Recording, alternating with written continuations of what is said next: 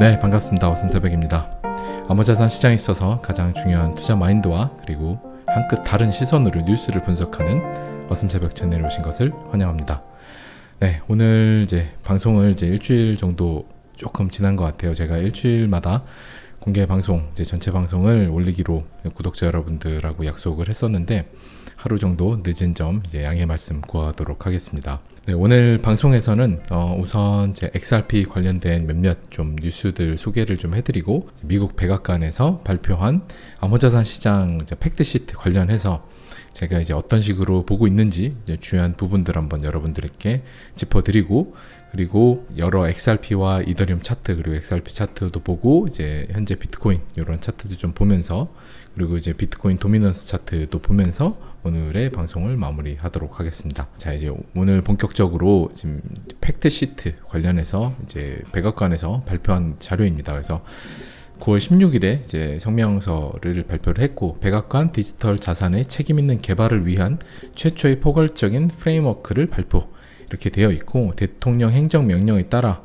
새로운 성명서 리포트가 발표가 됐는데, 소비자, 투자자, 기업, 금융 안정성, 국가 안보 및 환경을 보호하기 위한 권장사항을 설명한다. 그래서 늘 이 환경이라는 명분이 따라 붙죠. 그래서 비트코인에 대해서 규제를 해야 된다. 그리고 CBDC의 당위성을 이 환경이라는 거를 계속해서 그 명분을 삼아서 이야기를 하고 있다라는 거, 그리고 늘 소비자를 보호해야 된다라고 이야기를 하죠. 그래서 이거에 대해서는 저는 비트코인만 추종하는 맥시는 아니기 때문에 이 부분에 대해서는 별다른 이야기를 하진 않겠습니다. 그래서 쭉 좀 이야기를 넘어가 보면, 디지털 자산 시장이 최근 몇 년 동안 크게 성장해서 성인 미국 16%를 포함해서 전 세계 수백만 명 사람들이 디지털 자산을 구매했다. 그래서 지난 11월에 전 세계 시가총액이 높을 때죠. 3조에 달했다. 그래서 엄청 큰 시장이었다. 근데 이른바 요번에 스테이블 코인 5월달 붕괴, 루나 사태로 붕괴가 됐죠. UST가. 그거에 따른 걸로 6천억 달러 이상의 투자자 및 소비자 자금이 사라졌다. 그래서 이거를 뒤에서 주도한 세력들도 사실상 공매도랑 여러 세력들이 다 있는 걸로 보고, 결국에 이런 사건이 터짐으로써 그 전 세계 정부들이나 미국 정부들 같은 경우는 이렇게 성명서를 발표할 명분이 생겼다고 봅니다. 그래서 저는 약간 여러분들이 이 부분에 대해서 동의 안 하시는 분들도 있겠지만, 저는 정부에서 늘 그 일반 국민들 대상으로 하는 얘기를 곧이곧대로 듣는다고 하면 늘 우리가 정말 알아야 될 정보는 굉장히 늦게 알게 되고, 그리고 그들이 진짜 우리에게 중요한 내용은 알려주지 않는다고 생각합니다. 그래서 여러분들이 이거는 각자 잘 판단을 하시면 좋을 것 같고, 그래서 쭉 이렇게 좀 소위 밑밥을 깔듯이 이렇게 쭉 이야기를 해놨어요.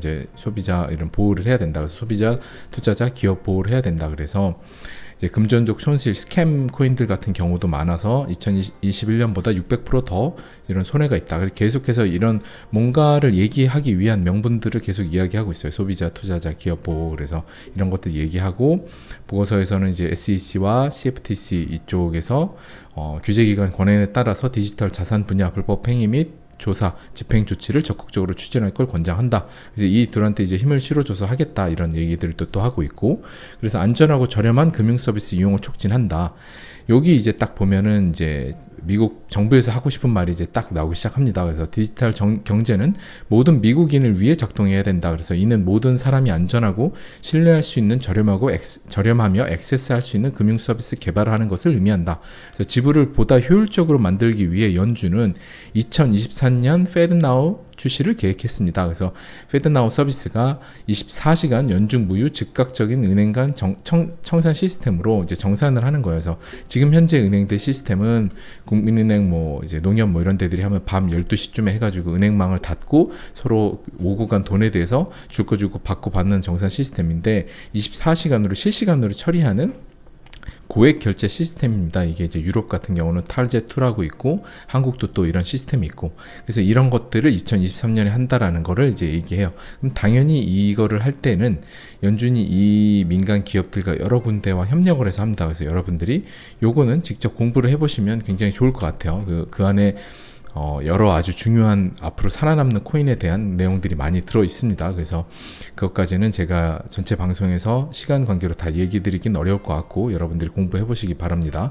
매우 중요한 내용이다. 그리고 여기 재무 안정성 확보, 여기도 이제 또 2022년 소위 스테이블 코인 테라 USD가 붕괴해서 6천억 달러에 가까운 불을 지어버렸다. 그래서 이런 것들 사건이 터져가지고 재무 안정성 확보를 해야 된다, 이런 얘기를 또 계속하고 있고, 책임 있는 혁신과 진전 뭐 이런 것들. 그래서 미국은 세계에서 가장 가치 있는 금융기술 기업 중 100대 중 절반이 거주하고 있다. 그래서 이제 자기네들의 그 미국의 위주로 앞으로 디지털 암호자산 시장에 대해서 혁신을 해야 된다, 미국이. 그런 이제 당위성에 대한 또 얘기를 하고 있는 거예요. 그래서 쭉 아래로 내려가면 미국 기관은 이제 G7, 뭐 G20, OECD 이런 데들과 협력해서 국제 표준 이제 프로토콜, 이제 국제적으로 다 통용되는 이런 것들을 해야 된다. 그래서 국무부, 법무부 이런 것들 같이 해가지고 뭔가 할 거다라는 이야기를 하고 있고, 불법 금융, 이제 이런 테러 자금 관련된 거 이런 것들을 하죠.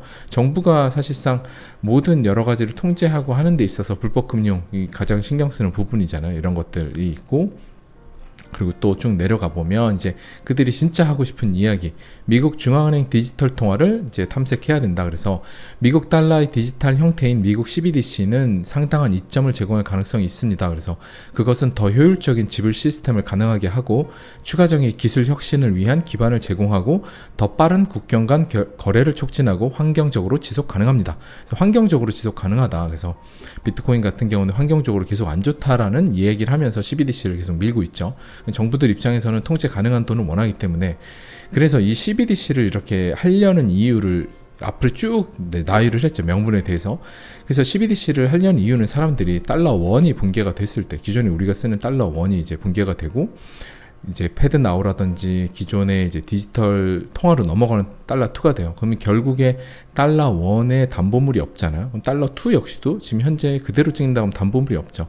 그러면 결국에 똑같은 돈이 디지털로만 변경된 건데 담보물이 없다라고 하면 당연히 문제가 있을 겁니다. 그래서 여러분들이 지금 우리가 쓰고 있는 대부분의 돈, 그 다음에 은행에 이제 금은 거래 이런 것도 대부분 다 종이 금은으로 존재하는 것처럼 우리의 돈도 이미 디지털이란 말이에요. 근데 이거를 CBDC로 바꾼다고 해서 일반 사람들이 느끼기에 분산원장의 디지털과 그냥 이제 중앙 집중식의 그 디지털 돈과 사실 차이가 없기 때문에 이 본질이 바뀐다는 거는 실제로 뒤에 CBDC로 넘어가면서 기존의 통화 시스템의 담보물 자체 시스템까지도 변경이 가능하다는 걸 여러분들이 염두를 해두셔야 되고, 당연히 그렇지 않으면 굳이 CBDC로 바꾼다고 해서 지금의 금융 시스템이 리셋이 되지 않겠죠.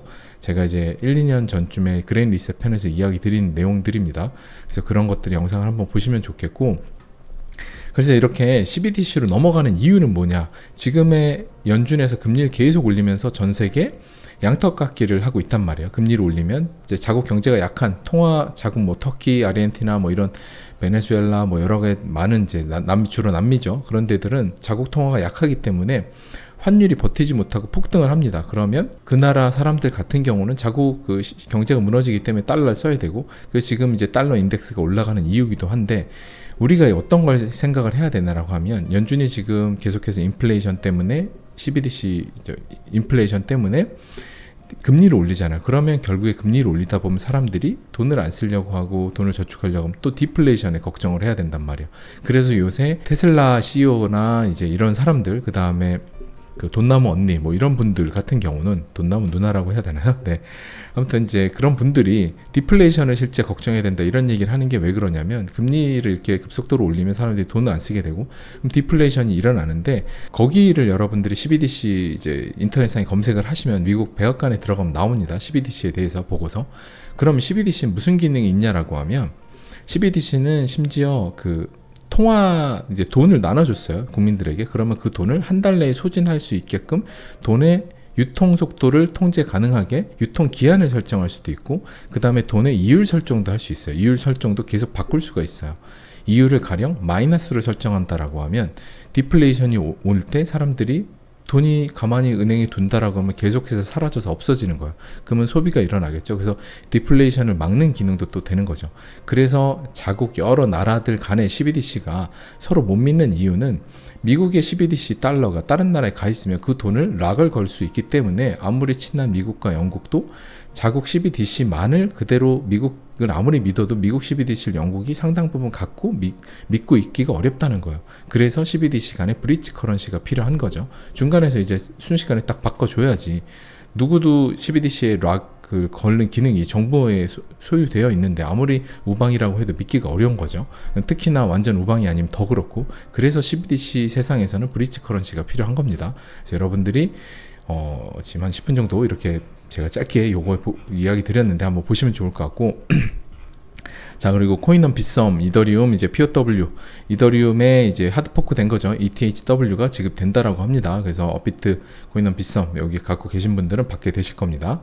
그리고 자, 이제 아마존 등 5개사가 디지털 유로에 참여한다. 그래서 제가 오래 전부터 아마존이나 이런 데들이 나중에 뭔가 나올 거다 이런 얘기를 드렸는데 이제 드디어 나온 거고, 이미 이런 거는 몇 년 전부터 준비를 했을 거라고 봅니다. 이게 지금 준비하자마자 이런 기사가 나오진 않을 거고, 이미 다 아마존의 AWS, 이제 아마존 클라우드 서비스가 그 이더리움이라든지 여러 노드들을 실제적으로 커버를 하고 있는 곳이에요. 그래서 이제 많이 그 커버를 하고 있는데, 이런 데들이, 이런 이제 큰 기업들, 초기업들이 유럽의 중앙은행 디지털 통화에 선정된 5개사로 이제 기업들로 이제 발표가 된 거예요.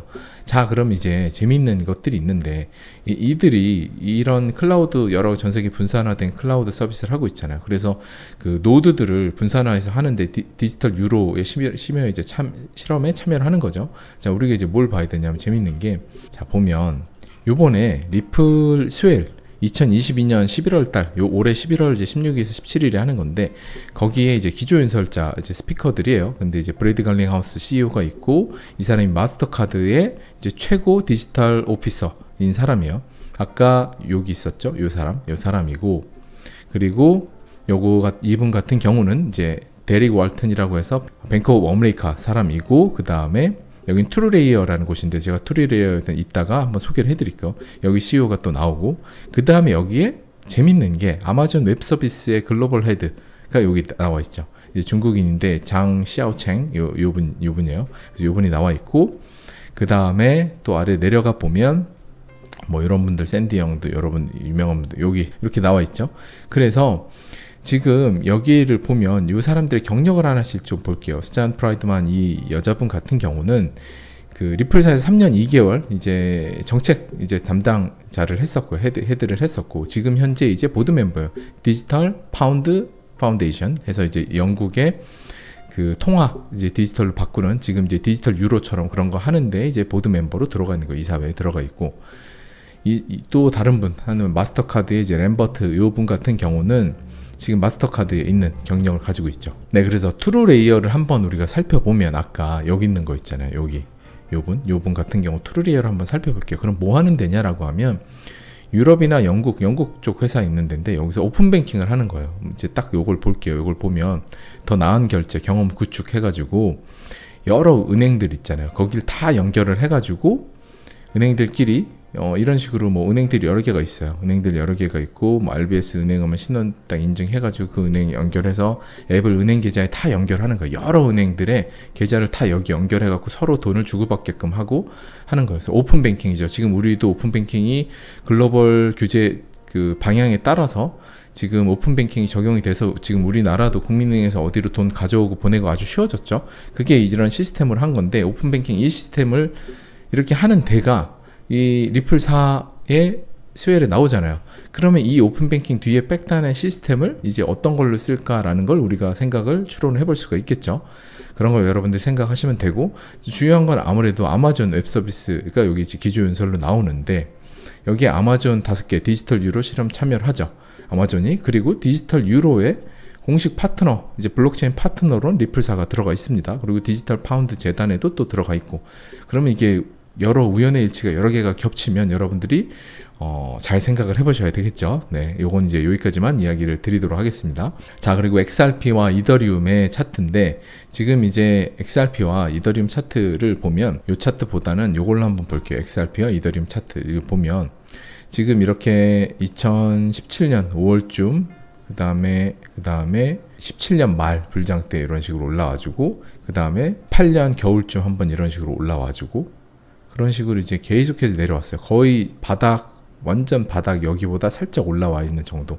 그래서 지금 계속해서 바닥선에 다 있는 거예요. 지금 이제 엄청나게 하단 구간이죠. 그래서 지금 우리가 기대하는 XRP의 상승이 온다라고 하면 이제 대부분 아마 XRP 상승이 또 오기가 어렵고 힘들어 생각을 하시겠지만, XRP 오랜 투자하시고 기대하신 분이라고 하면 지금 이렇게 ETH 대비해서 엄청나게 저평가가 되어 있잖아요. 근데 아까 이야기 드린 대로 리플사 기조연설에 나오는 아마존 및 여러가지 사람들과 디지털 유로 파운드 재단 이런데 다 리플사 공식 파트너란 말이에요. 그러면 그들의 CBDC를 발행하는데 리플사의 CBDC 플랫폼이 합리적으로 들어갈 가능성이 높죠. 그러면 언젠가 이런 수많은 유틸리티가 반영이 되는 때가 올 거예요. 제가 계속 예전부터 가격과 가치가 늘 함께 움직이지 않는다. 이 XRP 같은 건 특히나 그렇고, 가격과 가치가, 그래서 우리가 가치가 변하지 않는데 가격이 계속 떨어질 때는 사실 우리가 사야 될 때고, 그 반대로 될 때는 이제 팔아야 될 때가 되겠죠. 근데 리플사 같은 경우는 지금 XRP 같은 경우는 이런 식으로 가격은 바닥, 가치는 계속해서 올라가고 있는 거예요. 그러면 올라간 가치와 떨어진 가격이 어느 정도 만나는 중간 지점이 나올 때가 되겠죠. 당연히 어떤 거든 모든 게 계속해서 언밸런스하게 계속해서 가진 않잖아요. 언젠가는 그게 중간에서 수렴하는 때가 옵니다. 그래서 리플사의 유틸리티가 계속 올라가고 있기 때문에, 근데 지금 소송이란 걸로 가격은 눌러놨죠. 그러면 이게 올라가는 거와 내려가는 것들, 이 지금 가격이 어느 정도 위로 따라 올라가는 때가 반드시 올 거란 말이에요. 그래서 여러분들이 지금 이런 이제 우리가 딱 볼 수 있는 자료를 통해서도 이더리움 대비해서 엄청나게 저평가돼 있고, 또 스토캐스틱 RSI를 우리가 좀 더 본다라고 하면 지금 하단, 완전 하단, 이게 이제 일주봉이거든요. 하단, 거의 하단. 그 다음에 여기서 지금 이제 좀 올라오고 있는 거예요. 이제 여기 올라와서 이게 한번 올라오기 시작하면, 물론 이렇게 급등을 하고 나면 이런 식으로 올라오다 내려가는 경우들도 있어요. 그치만 급등을 하기 전에, 이제 뭐 이렇게 급등하고 좀 내려온 마당까지만 해도 여기서 이렇게 올라간다라고 이런 봉들이 나왔고, 여기도 이런 식으로. 그렇죠?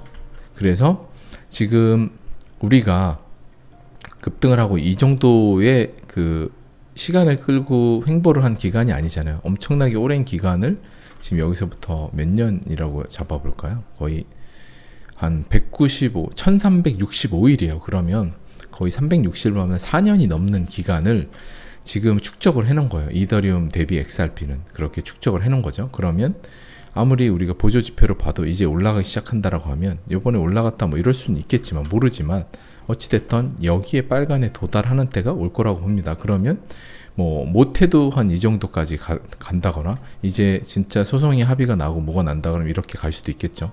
아니면 정말 이 정도 선까지는 간다거나, 그런다고 하면 이더리움 대비해서 한 7배 정도가 더 오르는 거예요. 이더리움 가격 올랐다고 하면 이제 더 오르는 거고, 그러면 우리가 여기서 한 요 정도 선이라고 볼게요. 이더리움 대비. 그럼 한 500% 정도인 거고, 그리고 여기서 이 정도까지 간다면 1300%, 1400% 정도인 거죠. 그래서 여러분들이 지금의 이 흐름을 잘 보시면 좋을 것 같습니다. 그래서 제가 요 차트는 한번 들고 왔고, 그리고 요건 이제 비트코인하고 XRP의 2주봉으로 비교를 한 거예요. 그래서 이제 피보나치 비율을 그려보면, 우리 비트코인 같은 경우는 1.618을 찍고 그 다음에 내려와서 지금 1에 와 있는 상태예요. 지금 2017년 고점에.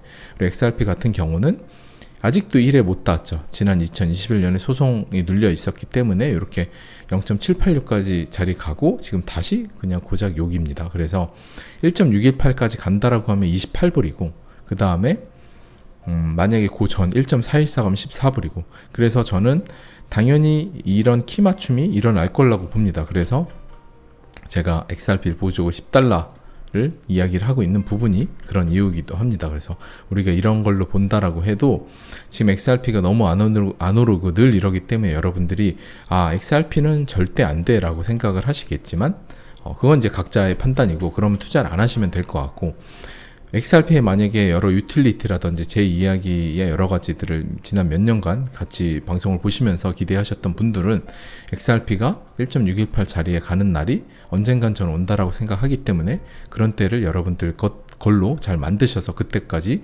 여러분들이 이제 잘 기다리셔서 여러분들이 그동안의 서름을 잘 날리시면 되지 않을까, XRP 홀더 분들은.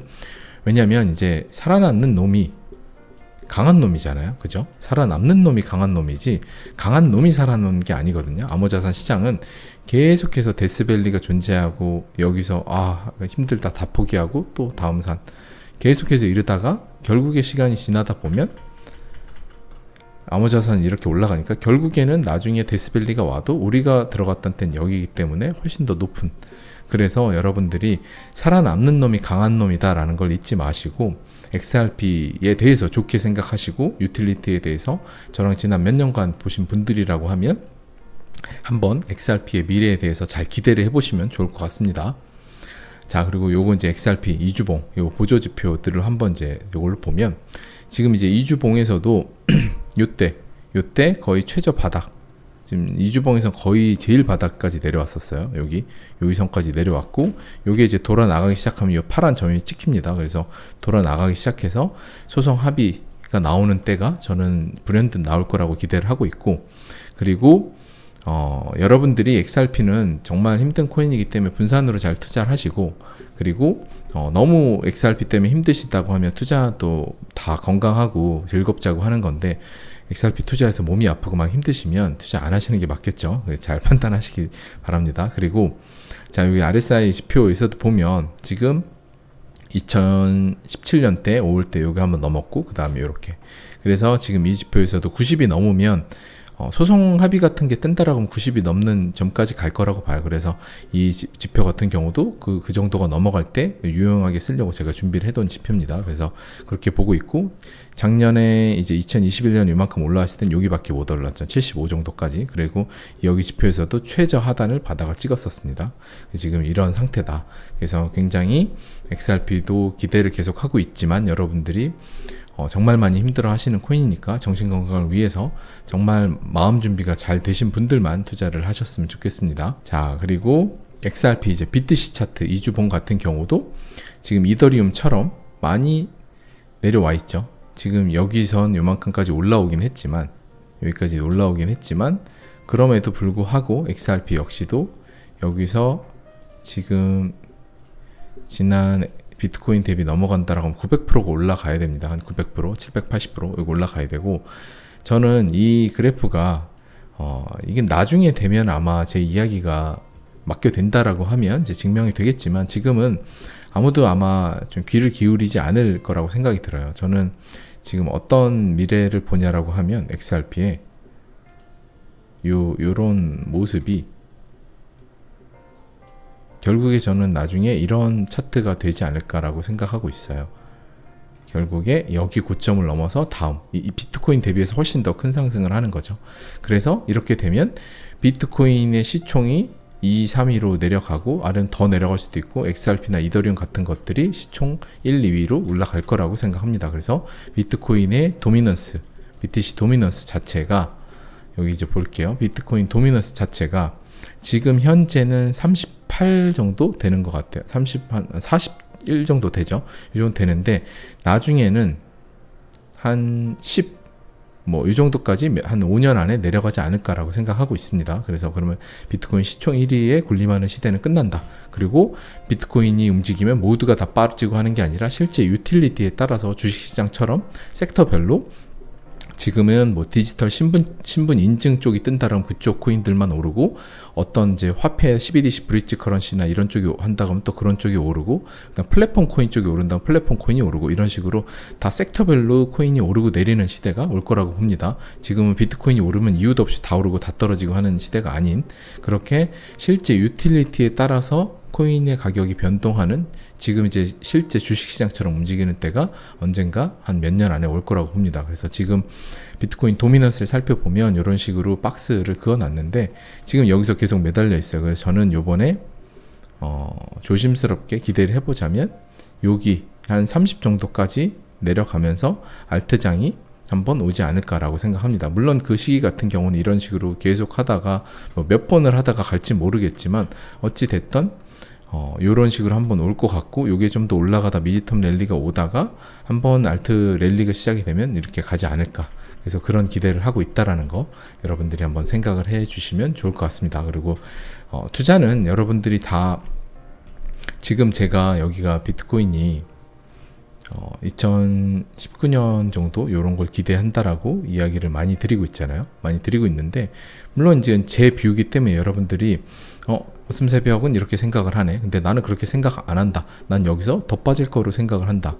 나는 이제 투자는 다 각자의 선택이잖아요. 개인의 다 그 자산을 담보로 해서 자기가 선택을 해갖고 하는 거기 때문에 제 이야기는 제 의견으로 들으시고, 만약에 나는 한 여기 지점까지 보통 많이 얘기하죠. 1600, 1700. 그러면 난 여기 갈 것 같다라고 생각을 확신하시는 분들이라고 하면, 제 방송을 만약 보셨다 그럼 제 의견을 듣고 어슴새벽은 이렇게 생각하는데 나는 달라. 나는 1600에서 갈 것 같아. 그러면 여기서 코인들을 매도를 하거나 아니면 이미 매도하셨다고 하면 이때 가격을 기다리고 계시면 되겠죠. 그러면 되는 겁니다. 그래서 각자의 다 생각은 다르기 때문에 그거를 다른 사람의 생각에 대해서 억지로 그거에 대해서 틀렸다 뭐다 얘기할 필요도 사실 없고, 여러분들이 각자 투자에 대해서는 이제 어차피 수익이 나도 각자의 것이고 잃어도 내가 감당을 해야 되잖아요. 그러니까 정말 신중하게 잘 생각을 하시고 이제 시간이 지나면 어찌됐든 모든 증명이 이루어질 거 아니에요.